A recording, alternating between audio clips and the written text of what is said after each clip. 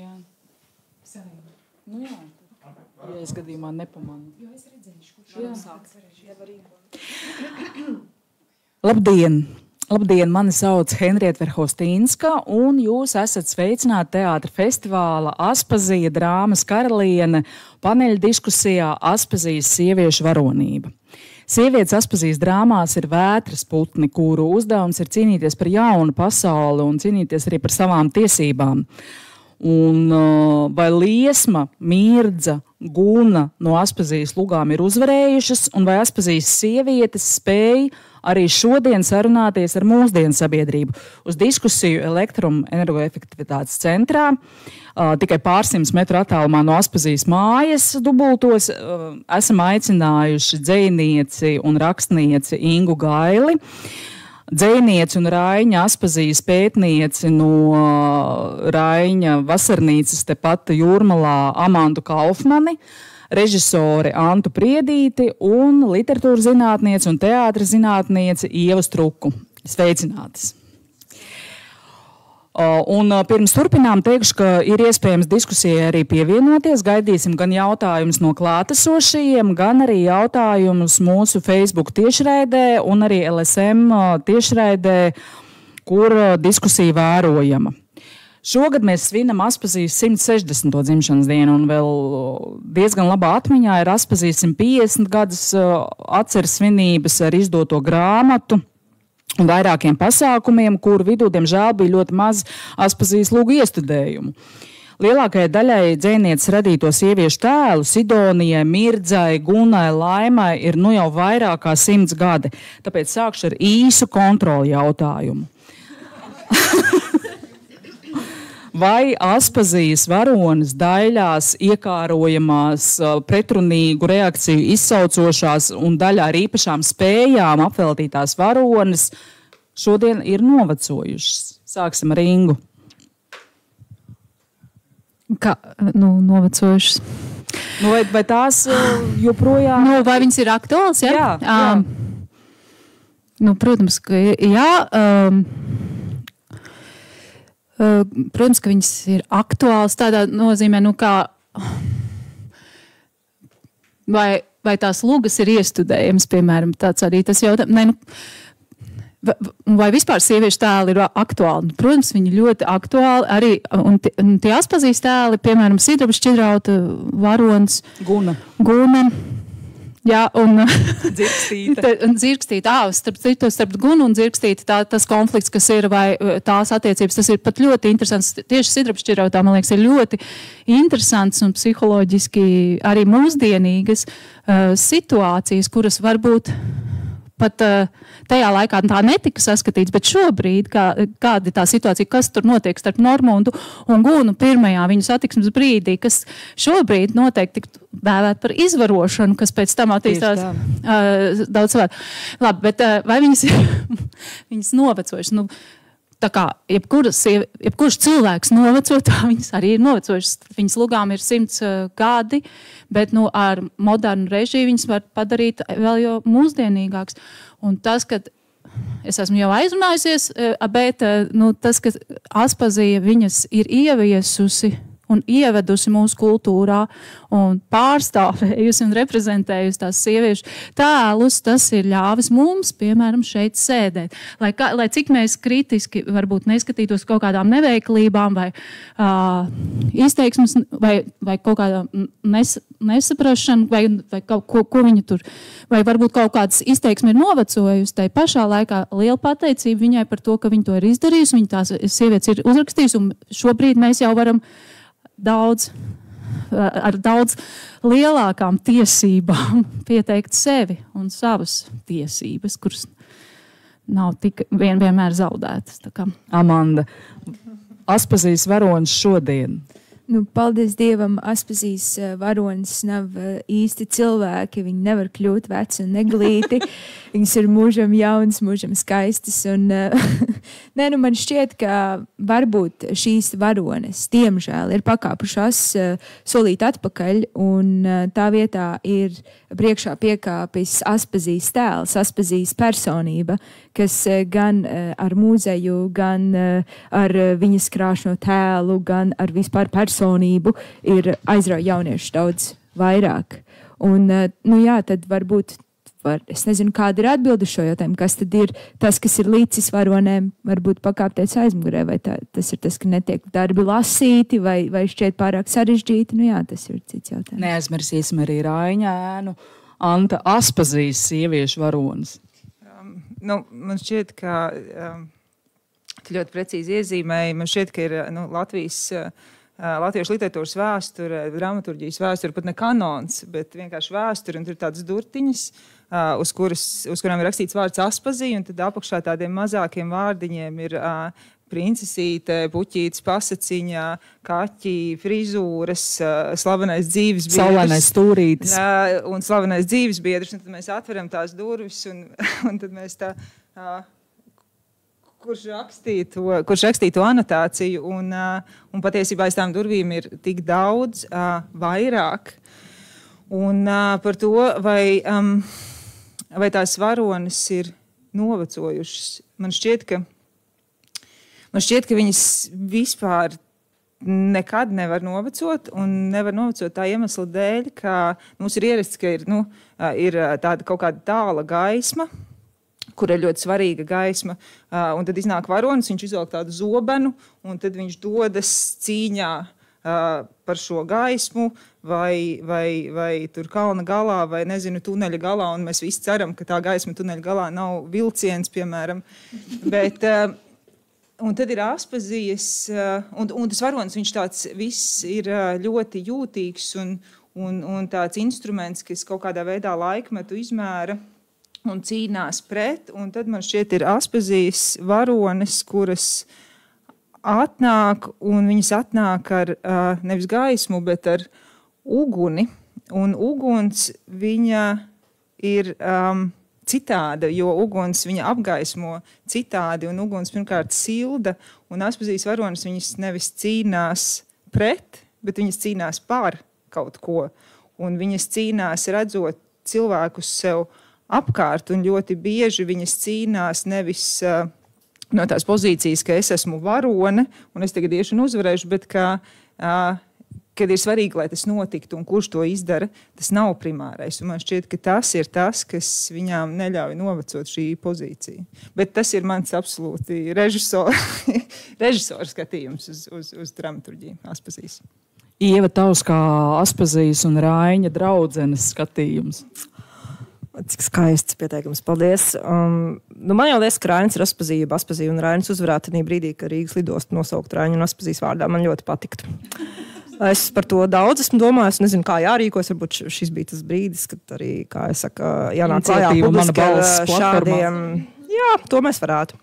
Bet bez šī aspekta, kas, protams, atkal kārtējo reizi izceltu tieši personības, varbūt nevis varoņus, es jau gribētu piekrist Inga, un tu vienkārši izņēmi šoreiz man vārdus no mutes. Es tiešām domāju, ja Aspazijas varones, un viņa pati nebūtu bijusi, viņa nebūtu kaut kādā ziņā tomēr jāuzskata par uzvarētāju, tad mēs visticamāk šeit nesēdātu. Un par to šad tad pārdomājot tādu,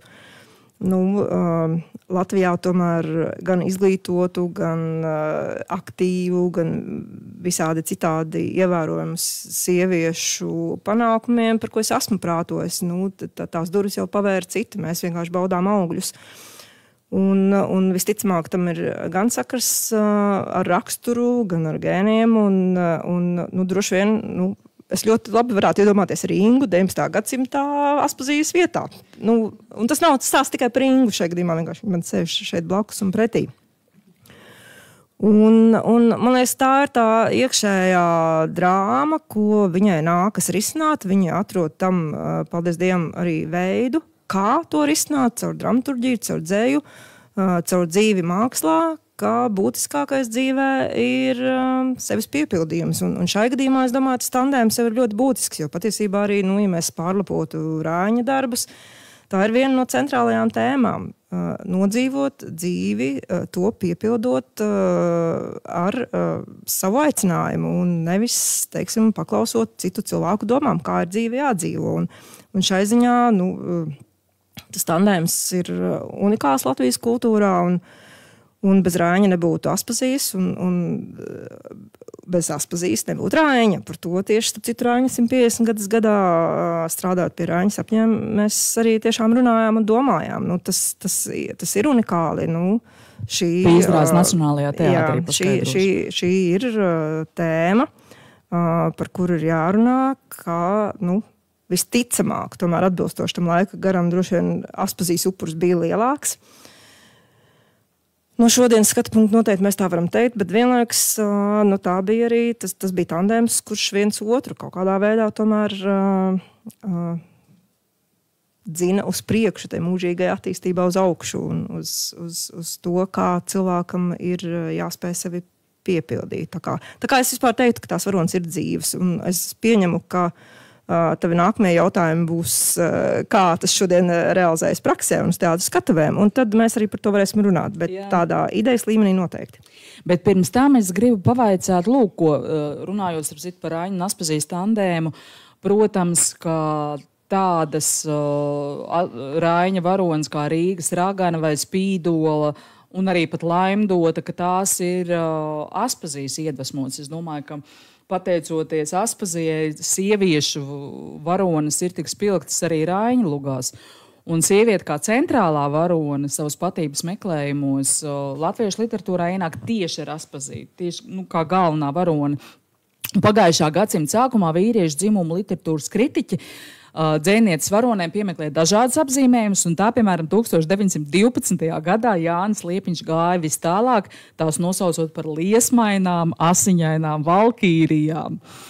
Un Inga, ar kādiem vārdiem tu raksturot Aspazijas varonas? Ne jau kā liesmainas, asiņainas valkīrijas. Jā. Es gribēju arī piebilst, tur tās Rāņa varonas tika iedvesmotas no Aspazijas, bet droši vien arī vēl no Mēnes meitiņas un no vēl dažādām citām varonēm. Ne būtnēm, bet sievietēm, es tā kā gribētu. Bet, protams, viņas arī varbūt uztver kā būtnes.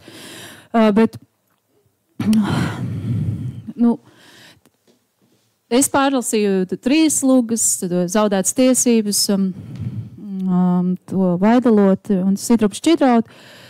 Sidrabu šķidrauts man šķiet šobrīd tiešām arī vēl joprojām ļoti laba luga. Tajās pārējās 2 man vislabāk patika tie brīži, kuros varonas runā savu monologu, un tur ir kaut kādas dažādas neveiklības. Bet kādas viņas ir? Pirmkārt, viņas ir ar savu balsi, ar savu esību, un arī, protams, interesantas, un tas ir ļoti interesanti, man liekas, kuras varbūt, ka viņas ir jau arī tajā konstrukcijā, lugas konstrukcijā, gan Sidrabu šķirautā, Vaidalotē mazāk, bet arī Zaudētās tiesības, viņas ir neatkarīgas no vīrieša, it sevišķi Sidrabu šķidrautā. Viņa ir pat par sevi, viņa ir no kaut kurienes tas šķidrauts, un, protams, tur ir kaut kādas alūzijas ar Jēzu un visu kaut ko, bet viņa ir pilnīgi neatkarīga no vīrieša. Viņa ir interesants attiecības ar māti, bet viņai ir savs raksturs. Un savs piepildījums, sava misija. Jā, tad abās 2 pārējās lugās viņas mazliet tomēr ir tās sistēmas pakļautībā, bet tomēr arī viņām ir savas domas un sava domāšana, un tas ir ļoti būtiski. Tas, kā vīrieši mūs sauc vai mūsu varonas sauc dažādos vārdos, tas jau joprojām, diemžēl, turpinās. Un viņiem kaut kā ir jāizstāv tā sava iekarotā teritorija, un tad, ja viņi var tikai apsaukāties, tad tā arī tas, diemžēl, joprojām dažreiz turpinās. Amanda, vai tu visas dzejnieces slavenāko drāmu varonas vari salikt zem viena jumta? Es domāju, ka mēs varam pamanīt tādu romantismu, tiekšanos pēc ideāliem, un tur ir ļoti daudz līdzīgu pazīmi, jo, varonis iet bojā un tā tālāk. Bet viens no tiem diskusijas arī jautājumiem, par ko mēs laikam runāsim, būs arī par to, vai šīs te varonis ir uzvarējušas vai viņas ir zaudējušas. Un tas bija tas, par ko es ļoti domāju, par to, ka patiesībā viņas nav uzvarējušas, bet viņas nav arī zaudējušas. Kā šī cīņa turpinās, un tas, ka viņas sevi nogalina lielākoties lugu beigās, tas arī iezīmē būtībā to, ka, kas mums ir tajā laikā literatūrā. Ko dara sievietes literatūrā? Iesmaržinās, guļ, iet uz teātri, labi pavada laiku. Aspazijas varoniem teikt ir jācīnās, jāizvēlās kaut kas. Tas ir interesanti, un sievietes sāka domāt, viņas sāka likt gan izglītību, gan morāli, visus šos jautājumus pacelt gaisā. Un man šķiet, ka pat ja šīs sievietes ir zem kaut kāda varbūt viena jumta, viena ideāla romantisma jumta, tomēr ļoti svarīga jumta. Tomēr kaut kāda jumta, kas ir diezgan daudz pavirzījis vispār to domu par to, kas tad ir sievietes šajā Latvijā un intelektuālajā vidē. Skatoties uz Aspaziju tā laika, viņas laika Eiropas feministiskajā kontekstā, literatūra zinātnieki izceļ dzejnieces unikalitāti, kas slēpjas tajā, ka viņi neaicina uz tādām sociālpolitiskām aktivitātēm, viņi neaicina iet demonstrācijās vai vienoties kaut kādās organizācijās, viņi aicina sievietes uz garīgu attīstību. Tas ir tas unikālais Aspazijas lugās. Vai dzejniece saprata, ka 19. gada beigās tā ir īstā recepte? Anta, kā tev šķiet? Man šķiet, ka tā ir īstā recepte, jebkurā laikā es kaut kā, man grūti iztēloties, varbūt, man šķiet, ka sievietes ir kaut kā, ne tikai sievietes, vispār cilvēki sabiedrībā varētu būt tik gudri, lai saprastu, ka dakšas un cirvis nevienmēr ir labākais risinājums. Un arī man šķiet, ko dara Aspazijas varones, kas man kā režisoram personīgi ļoti patīk, ir tas, ka viņas, kāds to varētu saukt par kļūdām, bet drīzāk, ka viņas rīkojas izlēmīgi, kardināli, un pēc tam viņas maina savu viedokli, un viņas joprojām stāv gan aiz šī viedokļa maiņas, un kaut kā tas, ka līdz ar to viņas vispār atspoguļo to, ka aiz jebkuras rīcības, arī aiz visu to citu varoņu, vīriešu kārtas varoņu rīcības stāv konkrēts cilvēks. Un ka šī situācija, lai kāda viņa būtu, viņa izmainīsies tikai tad, ja izmainīsies cilvēka rīcība, un savukārt cilvēka rīcība var izmainīties tikai tad, ja viņš sāk domāt, izglītoties un skatīties uz lietām citādi, ja mums ir vienkārši gudrāka, izglītotāka sabiedrība kopumā. Tā izskaitā sievietes, jo sievietēm dažkārt ir grūtāk tikt pie tās. Vismaz tajā laikā bija. Jā, es gribu papildināt arī par to, ka, kas ir pēdējā lieta, ko atdod laime, tas ir grāmatas, vai ne? Un no sākuma Aspazija jau patiesībā zaudētajās tiesībās. Jā, viņa runā par to izglītību tādā pišķiņu, tādā ideālistiskā ziņā, ka izglītība, bet tad pēc tam viņa iet dziļāk šajos jautājumos, un viņa vairs nesaka, teiksim, ka sievietēm vienkārši vajadzētu tur izglītoties kaut kādā šaurā nišā un izglītību uzvērt kā kaut kādu tā kā bagātu cilvēku izklaidi, bet kad arī reāli pielietojumu pēc tam tā izglītībai. Ka tu domā par izglītību arī tā kā valsts mērogā, kā tās gudrās zinības, kas ir iegūtas kaut kur tālu ārzemēs, kā viņas arī tā kā ievest. Un tur varbūt arī nāk arī tie personīgie motīvi, jo Aspazija viņai jau nav tādas smalkas augstskolas izglītības, kā, piemēram, tas ir Aiņa māsai. Ieva Aspazija un viņas varonis, kurā no viņas varonēm visvairāk ir pašas Aspazijas, kā tev šķiet? Henrieta. Drīkst ar mazo atkāpi. Es klausījos diskusiju un savukārt mēģināju domāt par kontekstu un starp citu par Blaumani un arī par Aiņa darbiem un aši galvā analizēju arī Kaudzīšu Mēnieku laikus. Un, zini, es drīzāk teiktu, ka par to uzvarēšanu un neuzvarēšanu un gara gaismu tur ir vēl kāds viens aspekts, pie kura arī noteikti mēs vēl pieskarsimies. Proti, man liekas, ka noliekot šos autorus un dažiem vēl dažus citus līdzās, ka Aspazijas varones mēģina analizēt, kāpēc viņas jūtas tā, kā viņas jūtas, kāpēc viņas ir tādas, kādas viņas ir. Jo Blaumans ir izcils psihologs, bet ka viņa sieviešu varones pārāk daudz, teiksim, neaizraujas ar pašanalīzi. Viņām vienkārši vienkārši tādā nozīmē, viņām ir ļoti daudzveidīgi raksturi. Es tieši bez ironijas, vienkārši kaut vai tā pati. Antonija. Tiešām tais pašā pazudušajā dēlā šis teksts aizvien tā pati, kas tur uzcītīgā Ilze un aizvien tā pati tur, nezinu, kas tur kaislīgā Matilda. Bet viņas neuzdod jautājumu, kāpēc es esmu kārtīgā Ilze vai temperamentīgā Matilde. Un kā Aspazijas varonēm ir ļoti daudz šo brīžu, kas ir iedoti, kurā viņa pati mēģina saprast, kāpēc viņa nevar pielāgoties vai būt tāda, kādu viņu sagaida šī, teiksim, vīrišķā pasaule un kur ir tā pretruna, vai arī tāda, teiksim, tiešām savas seksualitātes apzināšanās, ja, un izpratne, kas arī, protams, atbilstoši laika garam viņu gan sāpina, gan arī varbūt dažkārt maldina. Kā tās jūtas, kuras, teiksim, tur laužas ārā, vai tās ir jāapslāpē, vai tās drīkst izpaust. Un, teiksim, tiešām tāda, ka tur ir tā varbūt atšķirība, esot savā laikā autorei, rakstniecei, sievietei, ka tu iedod šo jaunu skatu punktu uz tām varonēm sievietēm. Un tas nenozīmē, ka tagad Blaumans nebūtu ārkārtīgi dziļi ieskatījies, teiksim, tādā sievietes psiholoģijā, bet viņš viņai pašai, manuprāt, tad man ļoti būtu jāpadomā vēl, vai viņš liek par to reflektēt. Un man šķiet, ka īsti, bet tieši par to, tādu savu, tad mēs aiziesim tūlīt pie Blaumaņa, tā kā tur mēs arī nedrīkstam mainīt tēmu. Un tad kāds bija jautājums rodas? Cik viņa pati? Cik un kurā no varonēm ir visvairāk pašas Aspazijas? Es laikam atbildēšu ļoti viltīgi, ka katrā no tām lugām tu ieraugi, bet kaut kādu citu šķautni, jo te mēs tiekam pie vienas no manām mīļākajām lugām, kas nav iestudēta, bet es esmu vismaz 7 reizes ar dažādiem režisoriem runājis pie Zeltītes.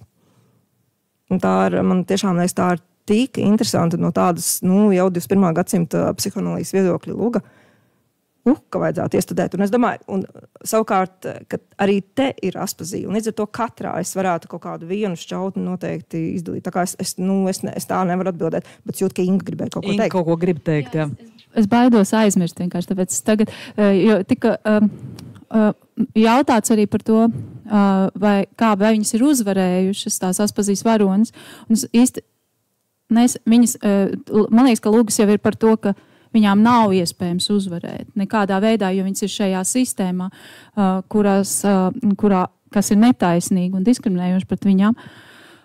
Bet Aspazija, protams, pirms 100 gadiem vai vairāk, viņa nenonāk līdz tam, ka viņas tā kā apzinātos to sistēmu vai parādītu, vai sāktu teikt, ka, piemēram, zaudētās tiesībās problēma ir ļoti liela, tas tēva alkoholisms, kurš un tālāk jautāt, kāpēc viņš ir radies, un netaisnīgais atalgojums un visas šīs lietas, viņa līdz tam nenonāk. Bet tās varonas, protams, šajā sistēmā viņas dzīvo un atspogļo to, kāpēc viņām tas nav iespējams un ka viņām ir tiesības uz dzīvi. Viņas to pasaka. Man ir tiesības uz dzīvi, bet viņas, bet arī to, ko es minēju par tā kā Aspazija to ir uzrakstījusi un padomāju, tas notika pirms vairāk nekā 100 gadiem. Un tas ir ļoti tiešām spēcīgs, dažās vietās ļoti, teksti, kas ir ļoti, un pirms pāris 10 gadiem viņi vēl rakstīja vāciski. Tā kā priekš latviešu literatūras un priekš arī teātra, tas ir milzīgs solis un arī priekš taisnīgākas sabiedrības. Jā, un vēl es gribēju pateikt, ka Nu jā, un tāpēc mēs varam beidzot būt tajā situācijā, kurā mēs varam tagad sākt runāt par to, kāpēc sievietes tiek diskriminētas un kas ir varmākas un tā tālāk.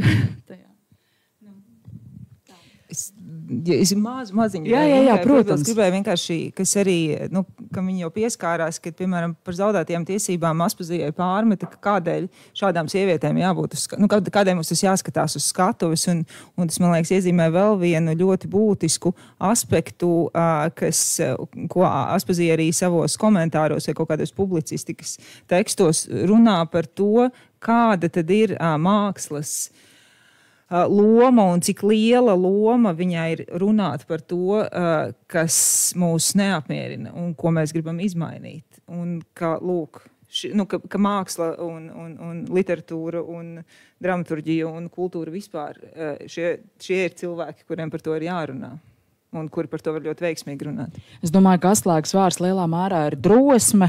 Un te, domājot par Ingas teikto par to, ka varonis bija iesprūstots savā sistēmā un viņas nevarēja uzvarēt tajā laikā, nāk prātā Aspazijas vārdi Sidraba šķidrautā.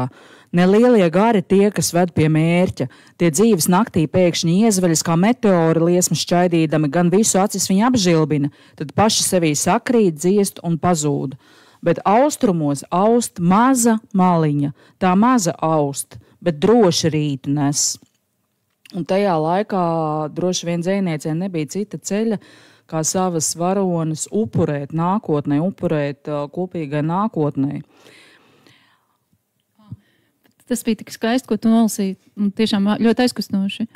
Bet es arī iedomājos par to uzvarēšanu vispār, vai mums ir, kas tā ir īsti par uzvarēšanu, bet viņa iezīmē to ceļu, to mīlestības ceļu vai kaut kādu gaismas ceļu, kurš tik līdz tiek nosaukts vārdā, kļūst mazliet tā kā populistisks, bet tiešām viņi to iezīmē caur to skaisto citātu.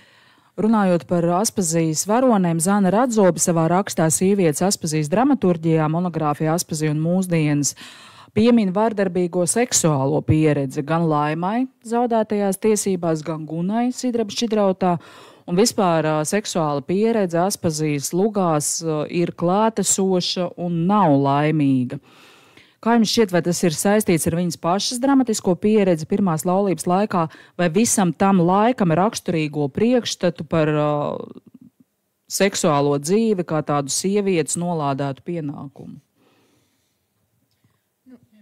No kā tad aug kājas tam, ka Aspazija pati, ka viņai ir bijis šis ar pirmo vīru, ar Maksi Vilhelmu Valteru, tajā brīdī, kad viņai bija jāprecās ar Raini, tad arī viņai bija ļoti svarīgi runāt par to pieredzi, lai viņa varētu arī pirmkārt izšķirties no savu iepriekšējā vīru un varētu apprecēties ar Raini.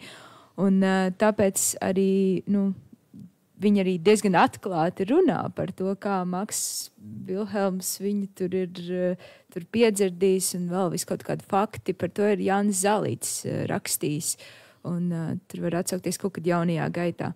Bet, man liekas, ka tieši tā pieredze, ko Aspazija varbūt ir piedzīvojusi, tieši tas ir arī tāds ļoti liels spiediens, kas viņai liekas, ka ir par to jārunā. Un tas ir labi, ka viņi par to runāja, un tas ir ļoti svarīgi, man šķiet.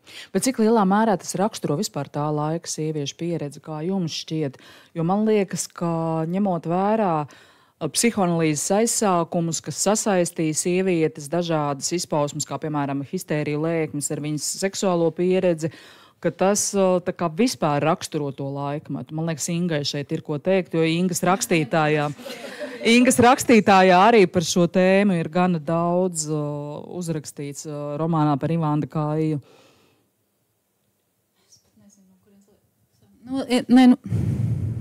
Pirmais vienkārši man ienāca prātā, bet piemēram par Sidraba šķidrauta pieredzi, kad viņa, nevis pieredzi, bet par to ainu, kurā tad Normunds viņu ierauga un uzreiz tā kā paņem.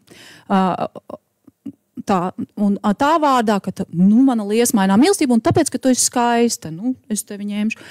Vai viņa to ir rakstījusi kā izvarošanas ainu? Es nezinu. Es domāju, varbūt arī, ka nē. Jo visticamāk, jo vēlāk jau Gunēja ar Normundu attīstās pavisam cita tipa attiecības. Jā, bet starp citu, tieši no šī viedokļa, no mūsdienas viedokļa, tieši šis būtu ļoti interesanti, kā to varētu arī paskatīties caur arī to mitu faktoru, kā tas notiek, ka tiešām, ka tās ir attiecības, kuras sākušās kā varmācīgas, bet tomēr pēc tam attīstās kā mīlestība.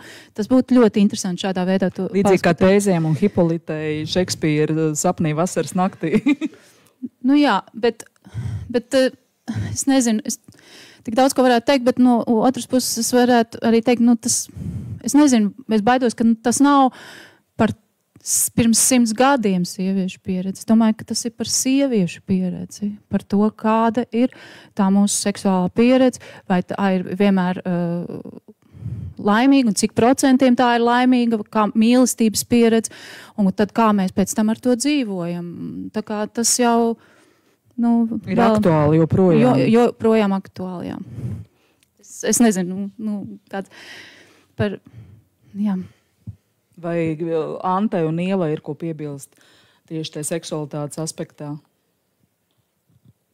Es domāju, ka varbūt vienkārši tā ir pieredze, kuru galvenokārt pieredze sievietes. Kaut kā sievietes par to arī līdz ar to runā visos laikos. Vienkārši Aspazijas laikā bija maz citu sieviešu, kuras par to runātu. Un tādēļ viņa arī izceļās. Un arī visas šīs runas tika apsveiktas, teiksim, no Baltijas vēstneša redakcijas kā netikumīgas, un visas šīs lūgas tika analizētas tādā netikumības aspektā, kas man arī pārsteidz mazliet. Bet, droši vien tajā laikā tas bija tā kā jā, tāpēc, ka tas ir vīrieša... Patiesībā tā īsti varbūt pat nav sievietes seksualitāte, tā ir sievietes... Vīrieša seksualitāte, kurā sieviete ir sava loma. Tā tas ir, vai vīrieša pasaules nospraustās seksualitāte un kā viņa ir iekārtota kristīgās baznīcas dažādos aspektos, tā ir, un sievietes tur piedalās. Tā kā, jo es domāju, ka Aspazijas varonis, tā, ka viņas runā par mīlestību, tas tieši ir interesanti padomāt, kā vai viņas runā par juteklisko mīlestību, un dažos brīžos varbūt kaut kas tāds ir ieskanās, un tas ir ļoti forši, bet arī viņas runā par tādu vispārīgo lielo mīlestību, un tāpēc viņas varbūt ir uzvarējušas, jo tā kā viņas tā kā iziet no tās sistēmas ārā, jo tā sistēma ir bišķiņa tāda sievieti diskriminējoša un ierobežojoša, bet tad tās varonis atnāk un saka, nē, tu gribi, lai es būtu pakļausīgi un domāt tikai par mīlestību. Labi, es domāšu par mīlestību, un tad tā mīlestība, viņi sāk par to domāt, un tad viņi izlauž to sistēmas jumtu vienkārši. Dažreiz tas notiek, tad viņas lūgās. Tā es kaut kādā. Labi, bet es nezinu, kādā sakarā šis ir ar jautājumu. Nē, tas bija ļoti lielā sakarā ar jautājumu. Kā ir ar pašu Aspaziju un viņas attiecībām ar Aini, vai cik lielā mērā kaut kādas viņu dziļi privātas attiecības ietekmēja abu daļradi un to, par ko rakstīja Inga Gaile savā brīnišķīgajā esejā Aspazija māsiņa, ar daudziem diminutīviem, tā kā ilustrējot šo Aspazijas pakļaušanos, šo vēlmi Raini apgādāt ar ēdienu, gatavot viņam, apkalpot viņu, pakļauties viņam. Un man vispār tā esejas viņu pārlasīja tieši tā, kad mēs ar tevi sarakstījāmies, Inga, un man viņa joprojām liekas ļoti skaudra. Kādā mērā Aspazijas attiecības ar Aini ietekmēja tā laika paradigma par vīriešu un sievietes attiecībām? Man liekas, Ieva vislabāk, kur ir strādājusi pie Raiņa sapņiem, pie izrādes Nacionālajā teātrī un sarakstījusi tajā dramaturģiju, var atbildēt uz šo jautājumu. Redzi, es domāju, ka tur ir arī mazliet uz tavu jautājumu, bet tomēr ļoti citā rakursā atbildot, ka tur ir arī zināma vēlme saglabāt savu neatkarību, arī radošo neatkarību un mazliet principiāli nostāties šeit arī tādā pozā. Jo, tā, kad skatījos, cik mīlīgi līst lietus, sākoties diskusēt, tieši atcerējos Raiņa sapņos, tur ir tāds fragments, kur Rainis saka, nu, cik ārkārtīgi viņš mīl sauli. Un, protams, ko gan viņam atbildās pazīt tieši to, man gan patīk līst. un arī klausoties Ingā, es jau atkal prātoju par Raiņa varonēm, un es domāju, ka tur ir daudz lielākā mērā tiešām šī vilkme pēc tā milzīgā garīguma, un tas dažkārt ir no režisora puses, ka, kā atrast to miesu tām Raiņa varonēm arī ierakstītajām, un ka Aspazijai, mēs tagad, protams, arī minam, kā mēs neesam privāti runājuši ar Aspaziju, vai tieši tādi bija viņas mērķi, bet ka tur arī ir sava tāda radošā, sava es atrašana, ja viens tik izteikti tomēr vērš uzmanību uz šo garīgumu, tad otrs cilvēks, radošais blakus, saka, nē, katram cilvēkam ir arī miesa, un arī te ir savas vēlmes un vajadzības, un nepieciešamības un tā tālāk. Tā kā es domāju, ka tas ir tāds, tur būtu pat interesanti arī no šī aspekta skatīties, bet jau rādzu Ingas tiep roku, tā kā es ļaušu viņai runāt. Nē, tā man varbūt,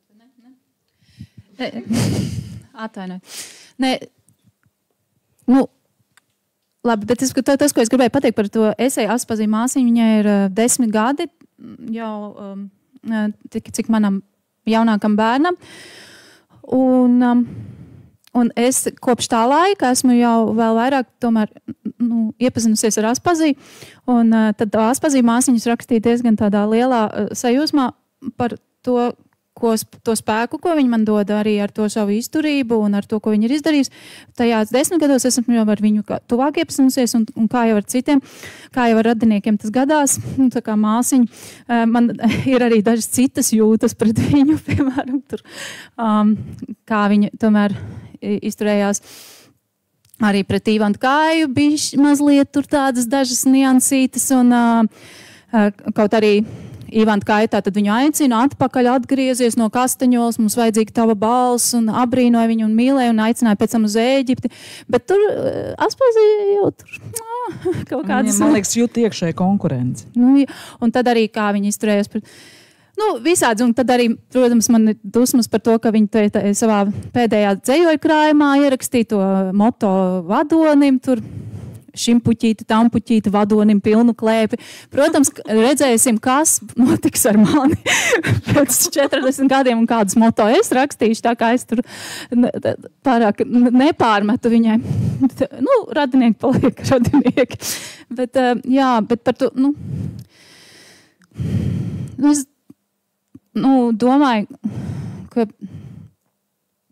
viņa, tā bija tomēr viņas izvēle bija jau sarežģīta. Viņiem, un arī tai Kastaņolā es saprotu, ka viņa gāja no viņa prom, no Raiņa, mēģināja iet prom, tad tur bija kaut kāds stāsts par, varbūt precīzāk, par to, ka viņa bija iestājusies augstskolā arī kaut kā Cīrihē, viņa tā kā gribēja braukt mācīties, tad viņai bija veselības problēmas, un tad viņa sūtīja tam Rainim tās pastkartes ar erotiskām čūskām, kas iet kailai sievietei, un viņai bija alkas pēc tām jutekliskajām attiecībām noteikti, un viņas bija ļoti sarežģītas, bet tomēr viņa jau kaut kādā brīdī kļuva par to arī līdz ar Rainu par to tautas elku, un vai tas palīdzēja? Un vēl tad, protams, tā novecošanas situācija, kur Rainis ir vīrieši nevis noveco, bet kļūst par viediem, plikgalvainiem prezidentiem vai topošiem prezidentiem, bet sievietes, kad noveco, par ko viņas kļūst. Par vecām sievietēm ar kaķiem, un neviens tur viņām... šī traģēdija droši vien arī priekš viņas bija tomēr traģēdija. Bet labi, tas... Bet šī te acīm redzamā Aspazijas pakārtošanās Rainim Ieva, cik tā bija pamatota un ko tā latviešu literatūrai gal galā ir atstājusi? Es jau to pašprāt jautāt. Bet, Henrieta, es tiešām, arī es nonācu tieši līdz tam pašam vārdam, ko minēja Inga, tiešām strādājot pie Raiņa sapņiem, un arī man bija tas gods un iespēja, pateicoties Olgai Petersonai, kas gatavoja šos bilingvālos dzejas izdevumus gan Rainam, gan Aspazijai, rakstīt ievadu esejas. Tā kā es arī esmu par Aspaziju rakstījusi, un jā, tā ir izvēle. Tas nav tāds piespiedu pienākums, un vai viņa vienmēr ar šo izvēli bija laimīga, to mēs arī nevaram tā pateikt, bet tā izvēle sevī noteikti ietver arī to pienākumu un savu dotā vārda turēšanu, un kas visticamāk rada kaut kādu cilvēcisko gandarījumu, ka tu savu misiju tieši cilvēcisko esi izpildījis.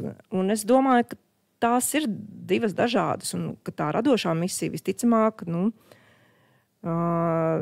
ir daudz grūtāk atbildams jautājums. Varbūt nebūtu šo sadzīves grūtību, tad nereti. Es domāju, tas tiešām attiecās. Tas neatiec tikai uz Aspazijas dzīvi, tas tikpat labi attiecas uz mūsu visu dzīvi. Ka ir šie sadzīves apstākļi, kuru dēļ ir neizdarītie darbi, neuzrakstītie darbi, neiestudētās izrādes. Tas droši vien kremt to mākslinieka ego, bet cilvēciski, kaut kādā ziņā es tiešām domāju, ka tā viņa sirdsapziņa arī ir tīra pret Raini, bet tas mākslinieckais ego pilnīgi noteikti varētu teikt, ka nepalika pilnībā piepildīts. Aspazija noteikti būtu vēl vairāk varējusi izdarīt, bet izvēles tiek veiktas.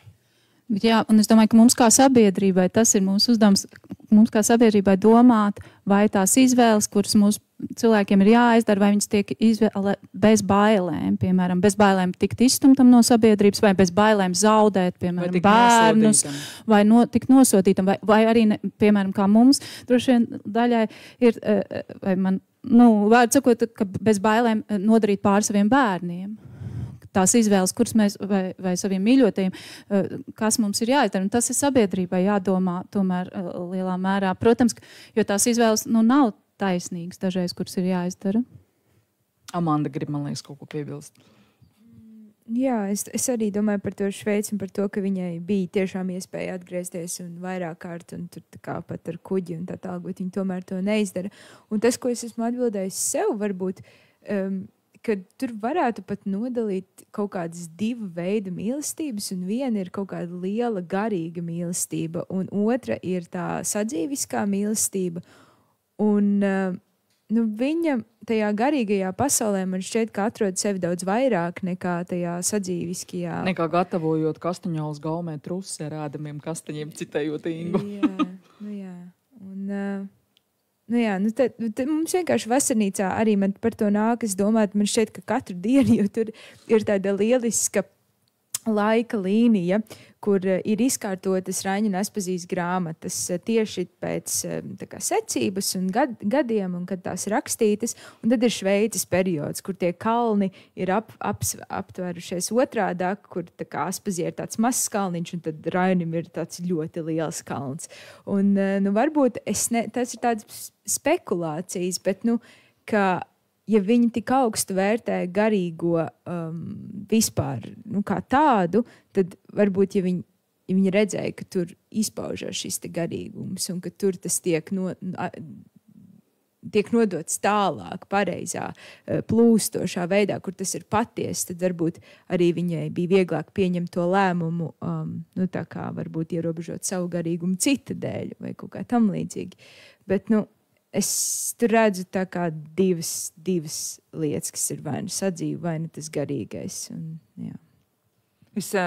Te vairāk kārt izskanēja izvēles, un man šķiet, ka vienu versiju tai izvēlē noteikti var izlasīt Sidrabu Šķidrautā, kur Guna izdara lēmumu sākumā par labu tātad attiecībām ar Normundu, un galu galā pēc tam, kad Šķidrauts vairs nav Sidraba, bet viņš ir sarkans, tad viņa atstāja to atlikušo drisku dzirkstītei un saprot, ka, ja tu izdarīsi šādu izvēli, tad dažkārt iespējams vienīgais veids ir vienkārši visu nodedzināt un kādam jau pēc tevis savākt tās tevis atstātās stīdziņus un sākt vienkārši visu no jauna vai turpināt, piemēram, nezinu, mums. jums, cilvēkiem citiem, kas nāk pēc tevis, jo tu esi izdarījis izvēles, kuras tu vairs nevari atgriezties tā kā atpakaļ.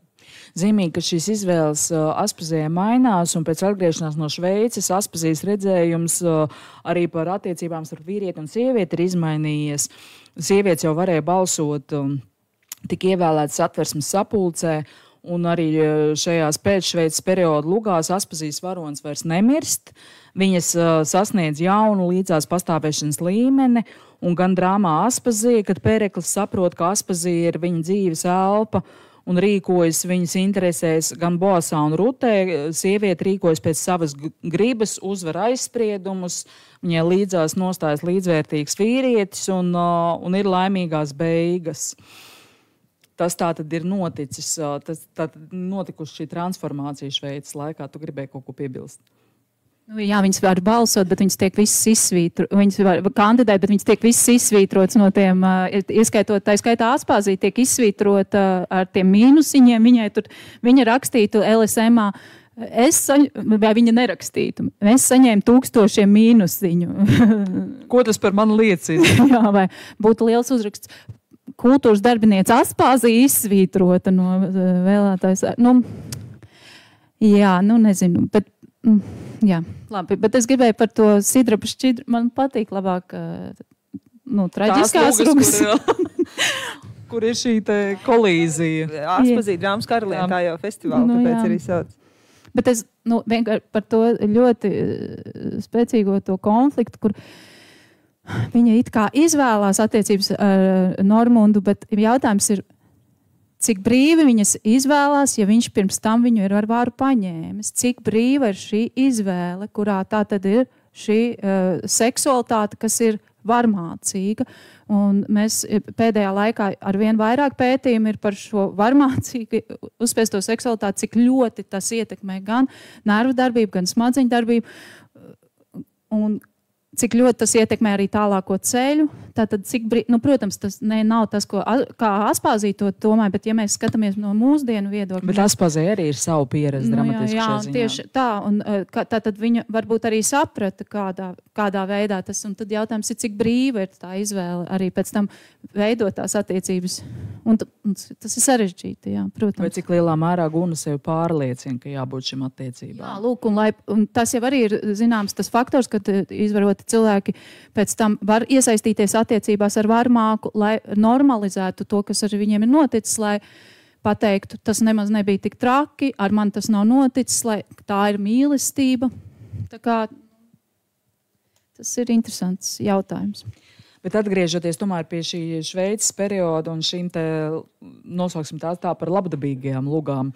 Un Aspazijas pētniece un tulkotāja Astrīda Stanke uzskata, ka luga Aspazija, kurā tātad viņai izveidoja šīs harmoniskās attiecības ar Periklu, ir pārāk rainiska, ka Aspazija rakstot nav bijusi viņa pati un ka Aspazija, tātad lugā Aspazija ir ietekmējusies no Raiņa tematiskā ziņā. Kā jūs uz to raugaties, ja jums šī perioda lugas nav tik tuvas, Amanda noteikti ir lasījusi gan Boas un Ruta, gan Aspaziju. Es nezinu, vai tur ir tā kā Rainis, jo mēs varētu arī, piemēram, Zelšu līgavu pacelt, kas ir 23. gads, un tur jau, labi, tā ir sākotnēji Raiņa ideja, un tur viņi ir no sākuma vispār Rainis bija viņai ķēries klāt, un tad tikai Aspazija, bet, kas par to, man šķiet, ka svarīgais jau ir tas, kurš pieliek to gala punktu, jo tad jau ir, tas ir tas vēstījums, tas pats galvenais vēstījums, un tas ir tas cilvēks, kas to uzved beigās. Bet, es nezinu, varbūt Aspazija kaut kādā veidā varbūt viņa kļūst mazliet netik dramatiska, netik, jo viņa ir arī nogurusi, bet, piemēram, Vaidalotē parādās tāda interesanta lieta, ka viņa jau būtībā, paredz savu likteni saistībā ar mēnesis meitiņu.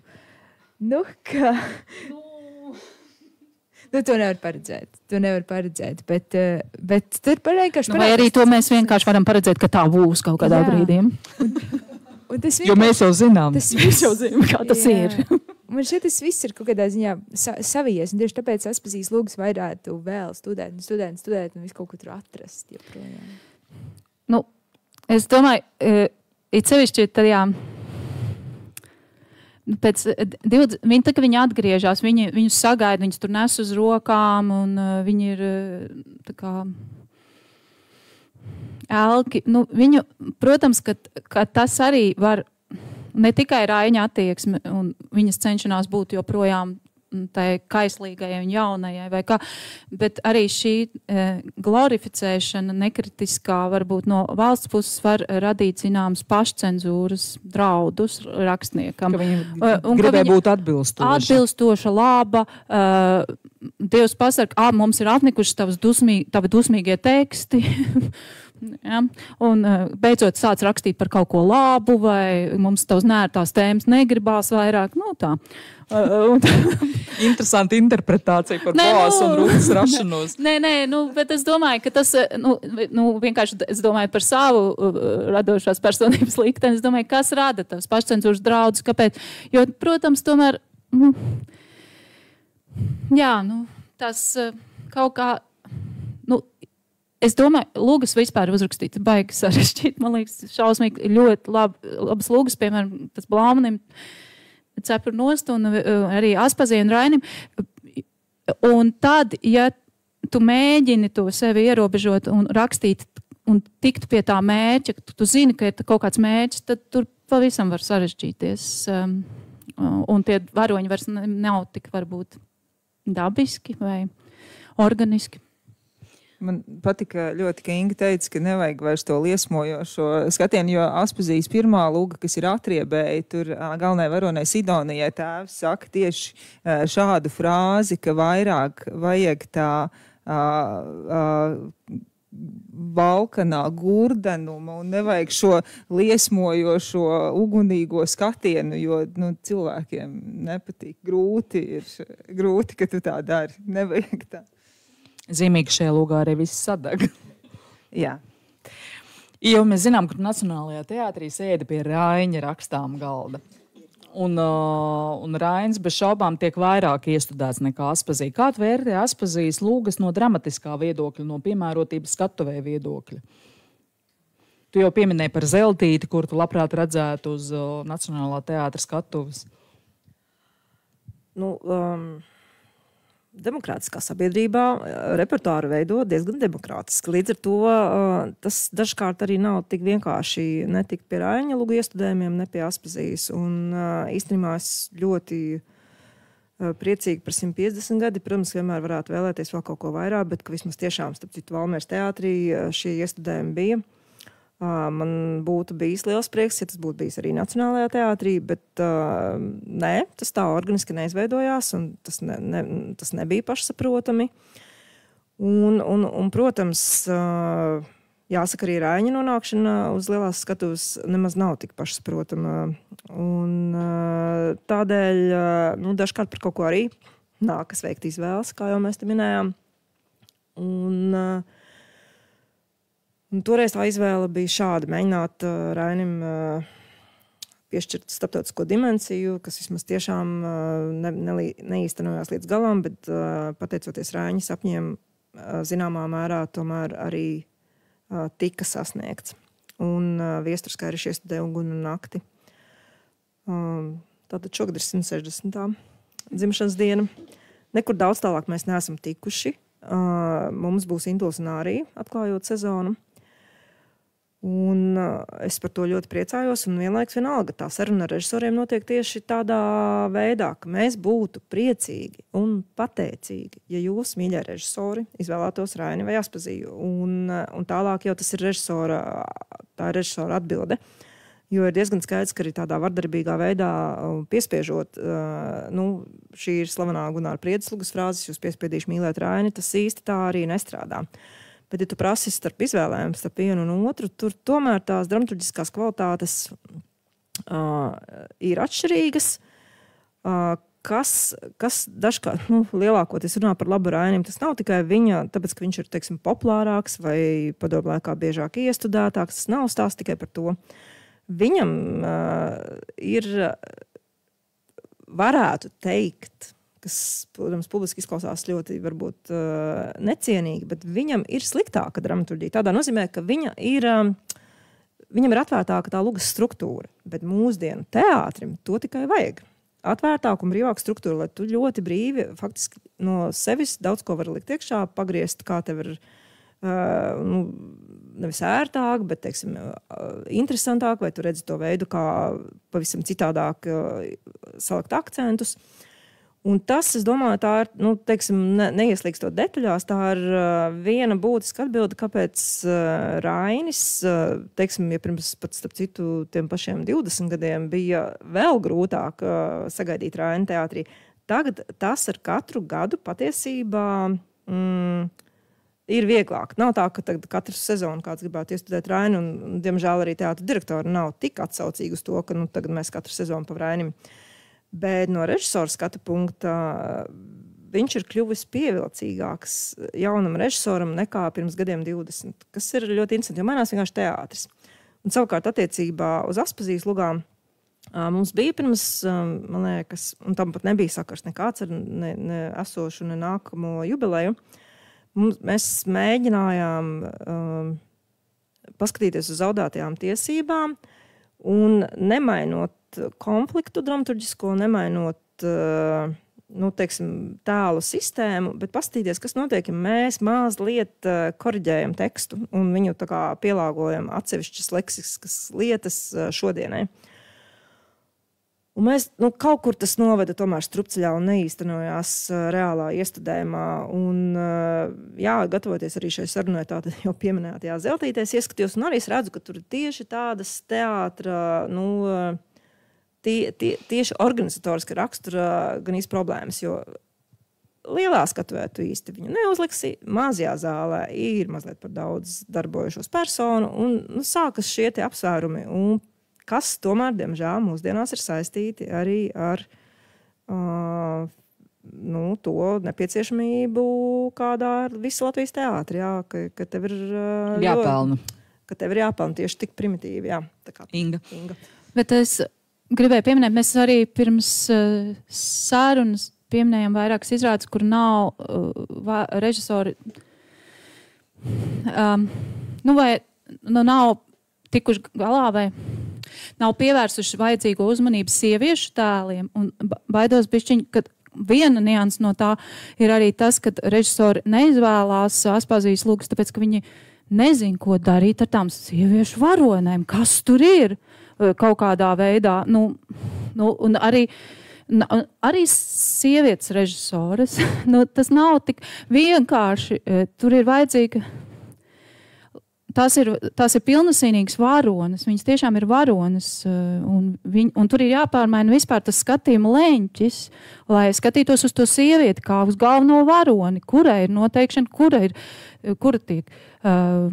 Kurai pakārtot arī citu tēlu sistēmu. Jā, un tā ir cits skatījums, un tā kā režisori, neatkarīgi no dzimuma, nav audzināti šajā, viņiem nav tās pieredzes, tas ir ļoti grūts darbs, lai iestudētu šādu lugu.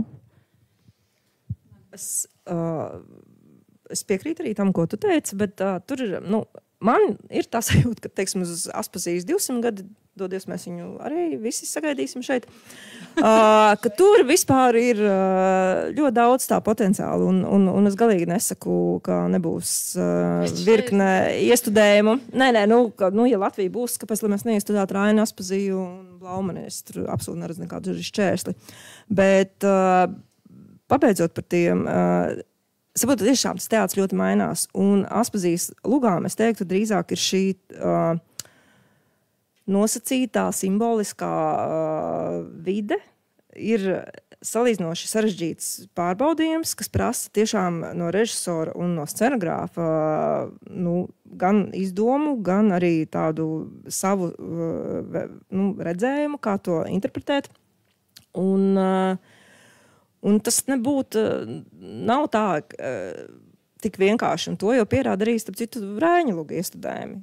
Ieraudzīt to vizualitāti, pie kura pieder visa tā izrādes veidošana, tas nav stāsts tikai par tēlu analīzi, tas ir tiešām par šīs pasaules interpretāciju atbilstoši, teiksim, kādām 21. gadsimta priekšstatam par to, kas ir laba izrāde. Un tādā ziņā es arī gribētu pieminēt te jau piesaukto Ģertrūdes ielas teātra viesrādi, kura būs Ragana. Tas ir principā ļoti pārliecinošs laikmatīgs iestudējums. Tā bija tā sezonas man mīļākā izrāde, jā. Es nezinu, vai tā man bija tieši pati mīļākā, bet es tiešām arī recenzēju, un es teicu, tas ir brīnišķīgi izdarīts darbs. Tā kā patiesībā visi ceļi ir vaļā. Tiešām būtu mazliet lielāks tas atbalsts, izveidot visādus vēl veidus, kā mehānismus, kā palīdzēt teātriem, kuri ir gatavi to Aspaziju un Aspazijas darbus iestudēt. Tev blakus sēž režisori, kura bija gatava iestudēt akustisko drāmu Sidraba Šķidrauts, taču Kultūra Kapitāla fonds to neatbalstīja. Un tā vietā festivāla ietvaros piekdien tavā režijā būs Aspazijas Pūces pieģeļa dramatizējuma lasījums. Vai režisoram Aspazijas lūgas ir izaicinājums teatrālā ziņā, par kuru runāja Ieva? Protams, bet kā tad tie režisori iedomājas bez tiem izaicinājumiem dzīvot, es nesaprotu. Man šķiet, ka tas, ko Ieva teica, ļoti precīzi, un tas arī ļoti, restīvi Aspazijas lūgas, viņas vienkārši ir rūpīgi jāizlasa, un tad viņas ir jāiestudē, nevis tev ir jāpaņem, jāizdomā kaut kas, ko tu vēlētos teikt, un tad jāpiemeklē lūga, kura daudz maz kaut kādas ainas no šīs lūgas tam atbilst, un tad es teikšu, ka tas ir pēc šī darba, un ko es gribēju teikt arī par droši vien, ka prózas lūgās tā ir problēma, bet Aspazijai jau ir lielākā daļa lūgas, ko mēs esam šodien izcēluši, ir dzējas teksts. Un to, ka šis dzējas teksts nekādā veidā nav zaudējis savu iedarbību, apliecina, restīvi tur ir vajadzīga tikai režisora spēja izlasīt un vienkārši izdarīt to, ko jau ir izdarījis autors, ko, piemēram, brīnišķīgi pierāda Ines Mičulis Jāzeps. Taču gandrīz 0 anturāžas. Ir vienkārši režisors ir izlasījis to, ko autors ir uzrakstījis, un man šķiet, ka teātris arī un režisori ejot tajā kaut kādā varbūt arī valodas vienkāršošanas un visa virzienā ļoti bieži palaiž garām ļoti daudz iespēja, kas dzīvo pašā valodā, pašā lūgas tekstā, un tādēļ arī man izvēle bija tieši akustiskā drāma, jo man šķiet, ka ir svarīgi, lai mēs joprojām prastu klausīties, kas tiek teikts. Ne tikai varbūt uz skatuves, bet arī dzīvē. Vienkārši mēs dzirdētu, ko mums saka. Un tā. Amanda, tavs priekšstats par Aspaziju kā spējīgu dramatiķu joprojām mūsdienās šodienas skatuvēm? Jā, es domāju, ka noteikti. Man gan vairāk ir viedoklis, piemēram, par skolēniem un jauniešiem, jo mēs pavisam nesen arī taisījām literāro konkursu Raina Aspazijas vasarnīcā, kur tikšanās ar Aspaziju bija temats, un tad bija vairākas mazākas tēmas, par ko rakstīt. Un, diemžēl skolēni nebija lasījuši īsti Aspazijas darbus, bet vairāk koncentrējās uz pašu Aspazijas tēlu. Un atceroties savu skolu un vidusskolu, man bija tas jādara, un man tas ļoti patika, bet es zinu, ka diemžēl daudzās skolās neliek lasīt vai liek lasīt tikai fragmentus, bet pat ja lasa fragmentus, tad man šķiet, ka arī tajā brīdī ir jākoncentrējās uz teksta izpratni, ne tik ļoti varbūt uz pašu darbību izpratni, bet tiešām noķert to tekstu, to tekstuālo baudījumu, jā, jo tas taču ir nenormāli skaisti. Jā. Jo tā ir dzēja. Tur jau dzējā jau jāga nedzīvo sižetā. Man šķiet, varbūt Inga var par... Es tikai gribēju pastāstīt, kad es runāju ar Pārdaugavas Valdorfas skolas literatūras skolotāju Andru Bisenieci. Es nezinu, kāds viņai šobrīd ir uzvārds, bet jā. Un viņa teica, ka viņa ar saviem 8-klasniekiem vai bijušiem 7-klasniekiem ir izlasījusi Sidrabu Šķidrautu, un tur bija viena interesanta doma, ka viena no meitenēm teica, ka viņa tur saskata nodevību pret dzirkstīti tajā sižetā. Un tas bija kaut kas, ko es vispār nebiju iedomājusies. Un tagad, lasot, tikai pievērstam uzmanību, ka tur ir kaut kā kad tas dzirkstītis tēls, kurš nāk ar to, tu esi mans varonis, tev ir jāiet, tu izdarīsi tā, ka labāk, ka tur parādās šī nodevības tēma pret šo jauno meiteni, kur viņa aiziet tikai, tā. Tas bija interesanti, tā kā kādā skolā lasa sidrabšķiro, bet principā mana pieredze, ka diezko nelasa neviens, un arī fragments nelasa, un lasa varbūt Zelta zirgu, kas ir grāmatā, bet tā. Runājot par Aspazijas un Raiņa dramatiķu spējām, tad nevaru neatcerēties, ka Raiņa lugās arī ļoti lielu dalību ir ņēmusi Aspazija, un pēc Aspazijas iejaukšanās Jāzepa un viņa brāļu manuskripts kļuva uz pusi īsāks, un arī Raiņa ieraksts dienas grāmatā 1913. gada 23. februārī. Man Iniņa pārstrādā visu induli pilnīgi, pat cēlienu citādi sadalīti. Iniņa tā operē un ārstē, ka no indula nepaliek vairs dzīvības. Varbūt tas būs labāks un būs labāks, bet ne mans indulis, raksta Rainis. Tas gan ir žēl. Jā, Aspazija bija piekasīga redaktore. Aspazijas darbi pēdējos gados uzvest arvien retāk, bija Vaidalota un Sarkanās puķas Valmierā, Zauša Līgava Jaunajā Rīgas teātrī. Bet savā jubilejas gadā Aspazija repertuārā ir tikai Ģertrūdes ielas teātrim, un ar šo gandrīz mūziklu Ragana, par kur mēs arī minējām, festivāla ietvaros, teātris rīt viesosies Jūrmalas kultūras centrā. Runājot par, mēs jau izrunājām patiesībā Aspazijas dalību dramatisko viņu šodienas skatuvē, bet domājot par Aspazijas valodu un atbilstību simbolismu virzienam, varbūt tas ir tas, kas biedē.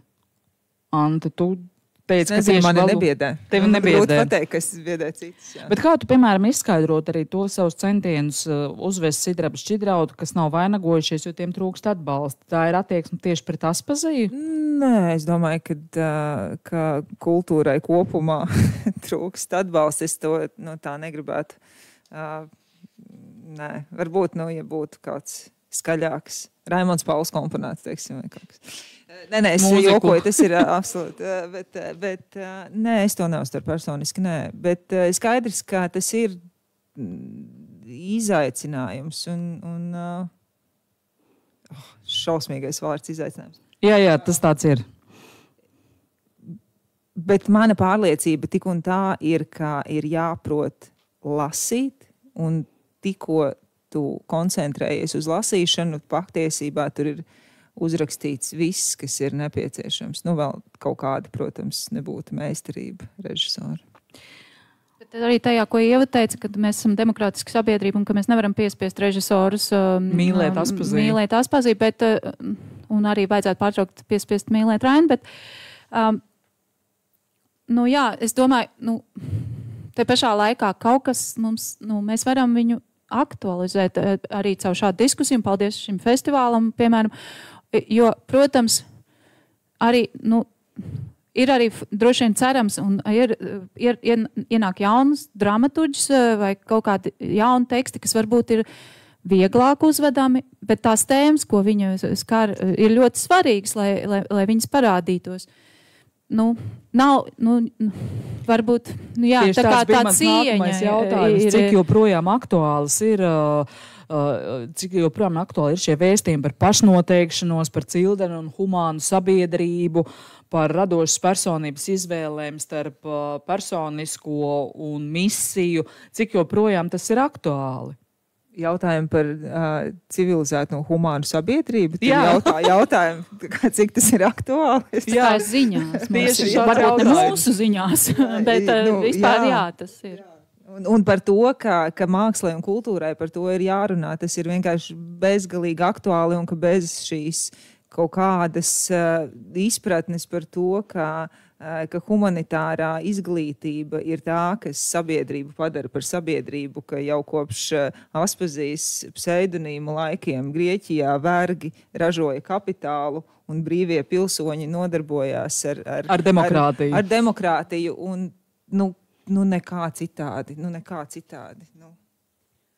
Bet par to simbolismu, tas simbolisms varētu būt pagrūts, bet tai pašā laikā viņš ir ļoti ietilpīgs. Man liekas, ka tur ir kaut kāds brīdis, kurā, ja tu pārvari, tad viņš ļoti paver savus spārnus. Man tā šķiet.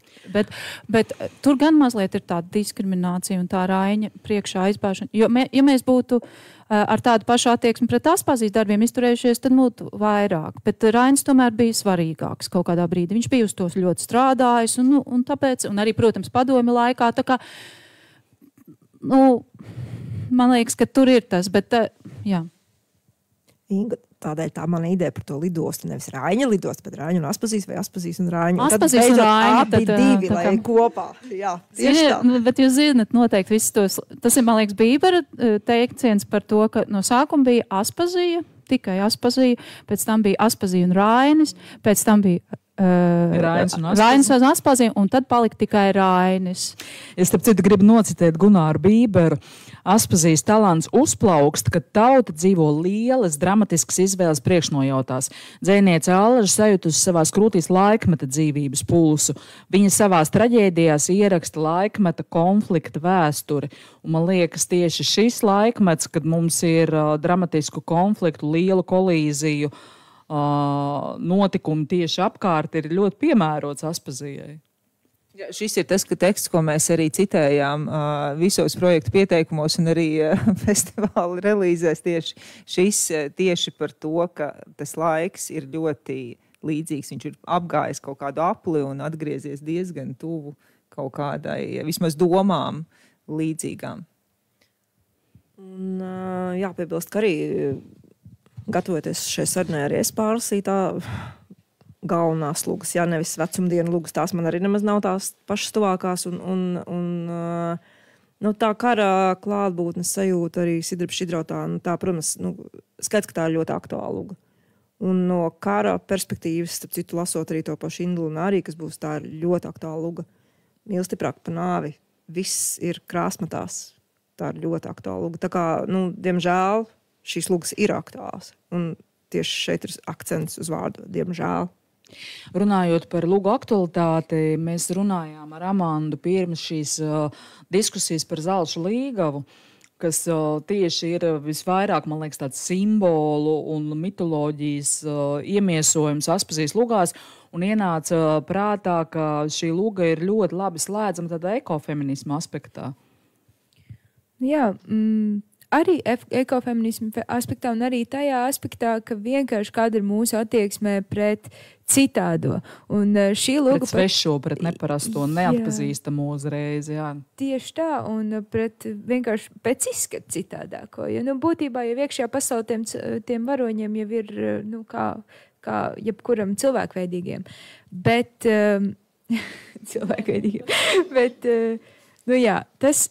tā luga ir fantastiska tieši ar to, ka, manuprāt, viņā tur ir tik daudz iespējamu diskusiju par to, kas ir labais varonis un kurš tajā brīdī būtu rīkojies, kuram būtu jārīkojās citādāk tajā mirklī.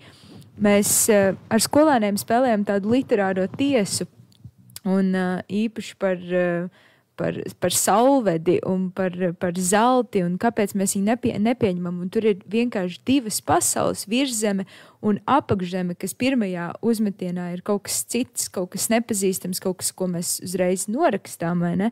Un tad, kad aizsākās diskusija, tad sākot šķetināt, mēs tikai saprotam, cik patiesībā radniecīgas ir tās pasaules. Un man liekas, ka tas ir arī tāds labs veids, kā šo lugu vajadzētu iznest ārā. Tīri diskusijai par to, ka kaut kas varbūt pirmajā acu uzmetienā varētu būt svešs neparasts. Tu redzēji to Ingas Tropas interpretāciju ar Annas Fišeras brīnišķīgo mūziku, kas bija, un ar tiem video, man likās, tas ļoti veiksmīgi atrast atslēga, kā šodien slēga Zelša līgavu, kas liekas it kā tāda, sena luga. Daudziem arī šķiet, tā ir tāda vienkārši pasaka, kaut kas tāds, bet patiesībā ļoti pakļaujās un tieši sarunai pakļaujās.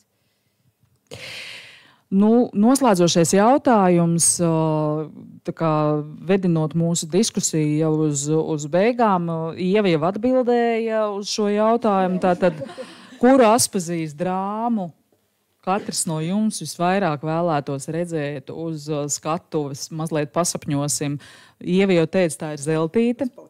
Antai droši vien tas ir Sidrabs Šķidrauts. Varbūt kā cits var atbildēt, pirms tam es padomāšu. Jā. Patiesībā es labprāt gribētu vēl vienu zelšu līgu, jo tur var vēl diskutēt un vēl diskutēt. Tā kā, jā, es palieku arī pie savas. Nu, man patīk tas Sidrabs Šķidrauts. Jā, man viņš šobrīd šķita ļoti uzrunājošs un kaut kā arī domājot par to, ka tomēr pēc pirmizrādes bija bezmaz vai protesti. Nu, labi, tas tikai, lai iezīmētu to, bet es nedomāju, ka tam ir jābūt pēc izrādēm protestiem, bet tas bija vienkārši, šis dzējas teksts cilvēkiem bija tik svarīgs, lai viņi tā kā teiktu, jā, tas ir kaut kas, ko mēs gribam iziet uz ielas un aiziet gājienā, tas ir neparasti.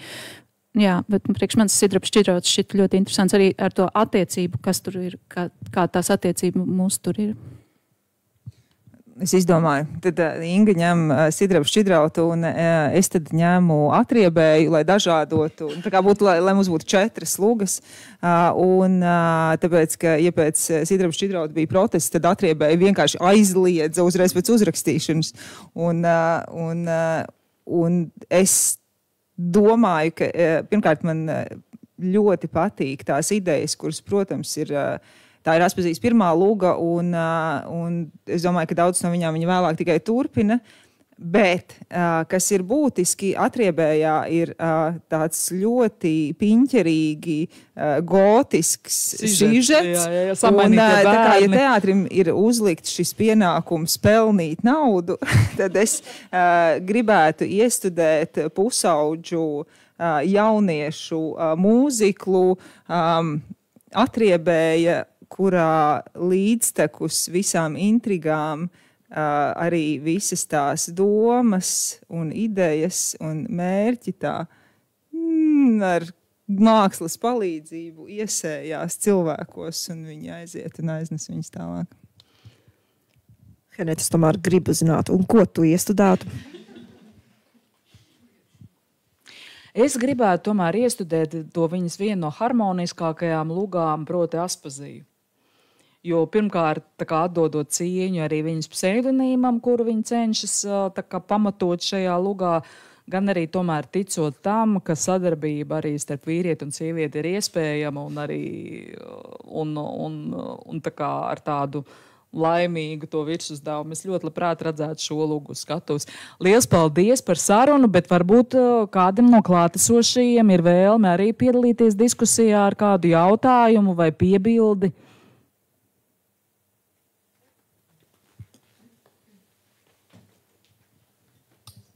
Paldies par diskusiju. Mans jautājums, atsaucoties uz to, ko neatceros, kur no runātājām minēja, Aspazija aicina uz garīgu attīstību, un tad varona Laima, tad pēdējā lieta, no kā viņa atbrīvojas, ir grāmatas. Un mans jautājums laikam ir vairāk par mūsdienām. Kas ir tas, ko jūs novērojat, uz ko šobrīd tiek aicināta sieviete? Kur tajā visā ir garīga attīstība, grāmatas un zināšanas? Starp citu, mūsdienās es aizvien vairāk novēroju tendenci mēģināt atgriezties pie kaut kādiem patriarchāliem modeļiem un mēģināt atkal iestāstīt sievietei, vismaz no konservatīvās pārstāvjiem, es to jūtu, ka viņas pienākums ir obligāti atražot ataudzi un būt mātei un būt ģimenes pavardu turētājai, un arvien šī tendence atgriezties pie kaut kādiem šādiem sabiedrības modeļiem, es to ļoti krasi izjūtu, ka tā šodien atkal notiek. Inga, kā tas ir tev? Man tā nav. nē, labi. Vai es tā izjūtu? Jā, protams, ka es saskatu tās problemātiku un šo...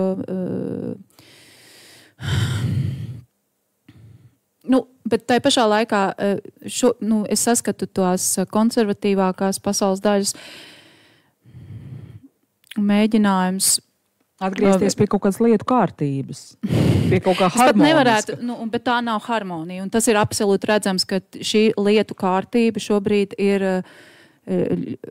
problemātiska un ka viņa nav harmonija. Un tā mēģinājums atgriezties pie šīs harmonijas vai tā kā vainot sievietes vai mēģināt viņas atkal ir tāds absolūti virspusējs un viņš kļūst jau ar vien absurdāks, tāpēc, ka viņš, tāpēc, ka tās nav problēmas sakne. Problēmas sakne nav tā, ka sievietes neražo bērnus, vai ka viņas pēkšņi ir teikušas, ka viņām ir tiesības uz savām izvēlēm. Un es redzu tā, kā to vispārējo to populismu, gan kas Amerikā notiek, gan arī citā, daudzās visur, ka tas ir tomēr tā kā spazmas, mēģinājums saglabāt to patriarchālo vāru, kur ir pierādījusi, ka viņa ir problemātiska, jo visas tās varmācības, kas notiek pasaulē, kāri, tā jau ir tomēr tāda patriarchālas kārtības sabrukums. Jā, bet...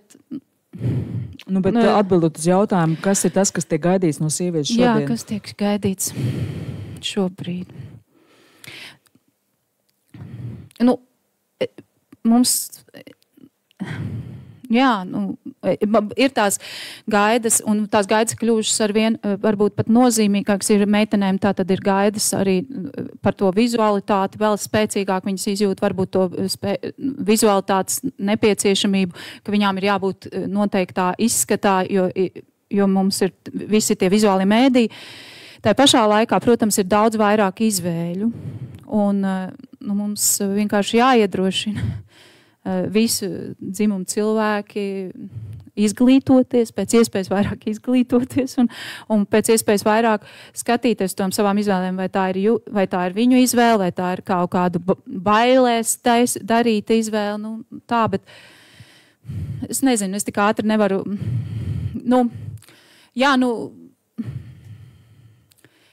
Jā, tas ir ļoti plašs jautājums, bet es domāju, ka ir lietas, kur ir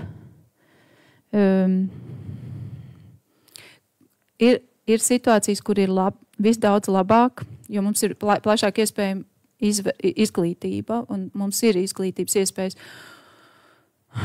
Un ir kaut kādas problemātiskas, ar vien problemātiskas lietas. Un, protams, ka mēs nebijām to gaidījuši. No vienas puses mēs varam teikt, sieviešu tiesības ir sasniegušas daudz ko. Mums ir tiesības vēlēt, mums visām šeit ir izglītība.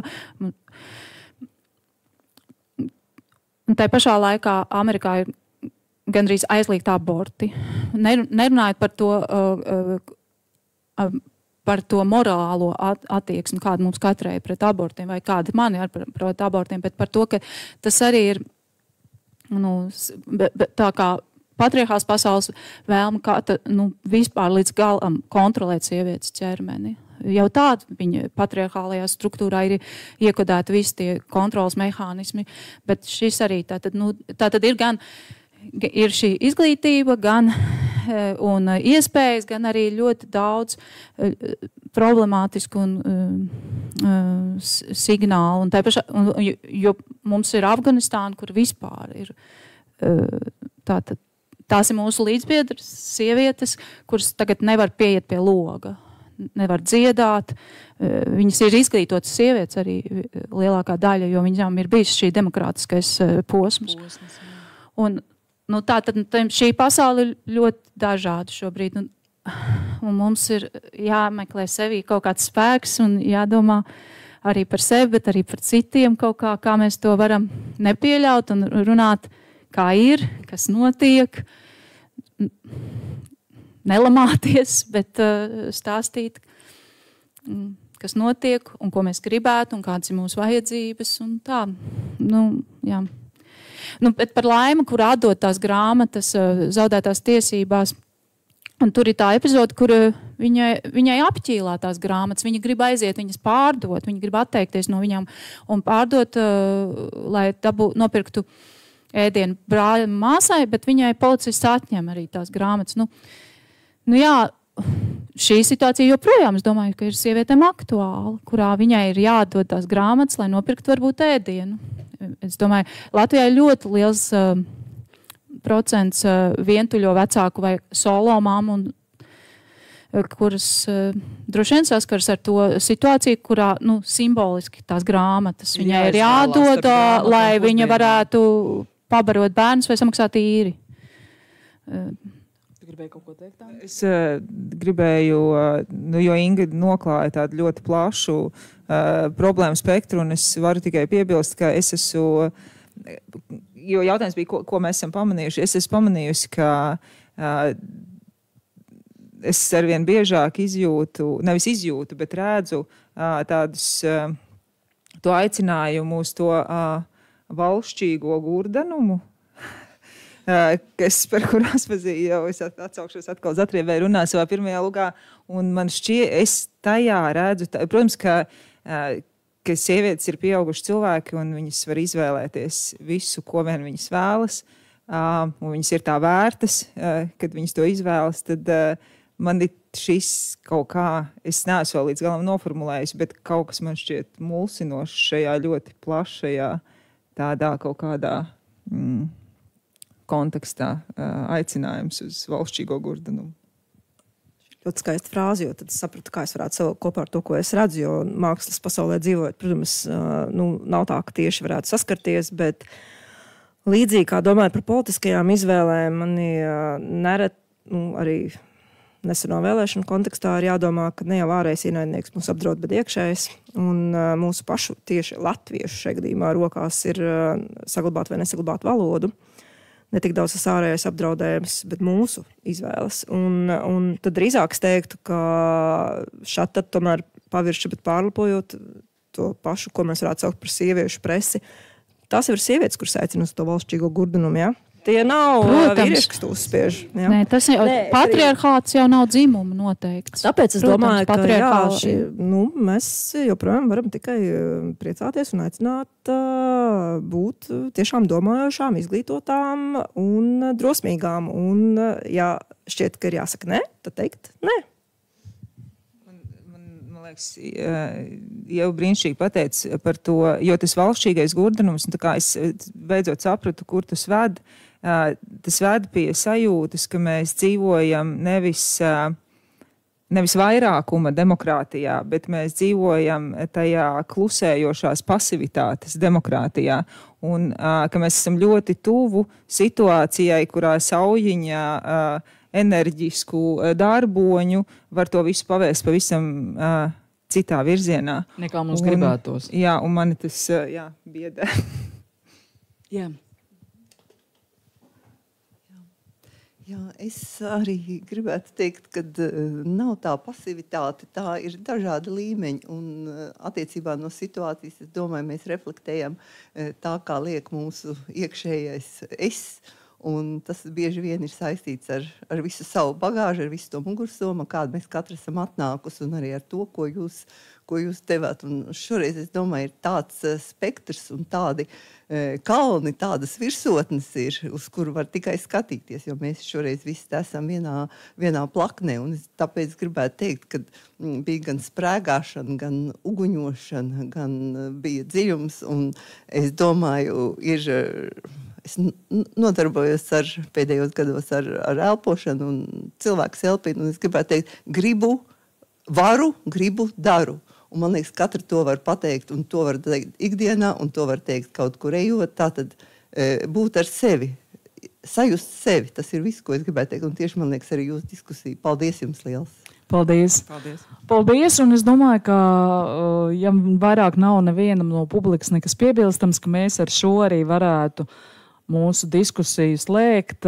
Es saprotu, ka diskusijas ieraksts būs pieejams pēc tam arī Aspazijas mājas Facebook lapā un arī LSM LV portālā. Paldies! Paldies, dalībniece! Paldies!